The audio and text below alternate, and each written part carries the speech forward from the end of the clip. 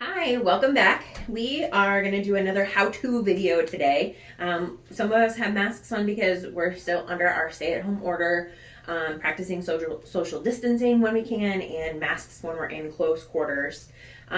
Miss Sheba is going to be our volunteer for today, and she is needing some sub-Q fluids.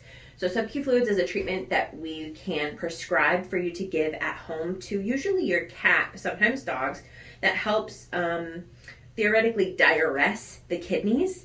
It also helps give them some nutrition without them having to consume it. Electrolytes are a great source of energy. It helps them feel better, get some nutrition, all that sort of stuff. She can face the other way, that's okay. She's being a little camera shy. So first step is we want to have everything all hooked up. And so this will be given to you by your veterinarian sterile, or potentially they put it together for you, which is a new bag of fluids, a new primary IV set, and needles. And so it's really important to make sure you use a new needle every single time you give the fluids, because you don't want to introduce any bacteria into her skin. It's also the most sharp, which means it won't cause pain that way. So we're going to switch out our needle and put on a fresh, sterile one, and then we're ready to go. Next up is to where are we going to give the fluids. So pets have lots of extra skin behind the shoulder blade area. So we're going to find that extra skin and make our tent or our A. Once we found it, we can go ahead and uncap our needle and inject it into the skin. So we're going to inject it at a 45-degree angle so that we don't poke her and or go through the skin. Once it's in, you can relax it. And if you have a helper, like I have Nicole today, we're going to unroll the primary IV set and or uncrimp any of these so that they're free moving. And that way, that will open up for the fluids to start dripping into the patient. So this is a pretty slow drip. Sometimes you'll see more of a stream. And so that is all going to just depend on how fast the fluids go into your pet.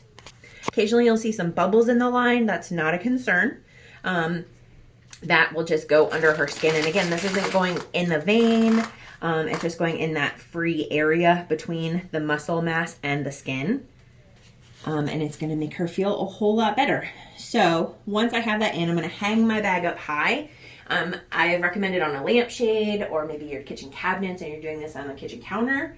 Your helper could hold it, whatever the case may be. Again, it's just sitting there in the cat, right? I don't have to hold it or do anything. And she's just giving her love and pets, so she sits here. Typically the fluids take about 5 minutes to go into the cat, and then when they're done, you'll see a big bulb of fluid where we administered it, and that's okay. That is going to go away fast depending on how dehydrated your kitty is. And so 24 or 48 hours, somewhere around there. Occasionally it will relocate itself, and so it will go down on the belly or the chest. And that is all fine too, because it's all going to just absorb and make your kitty feel better.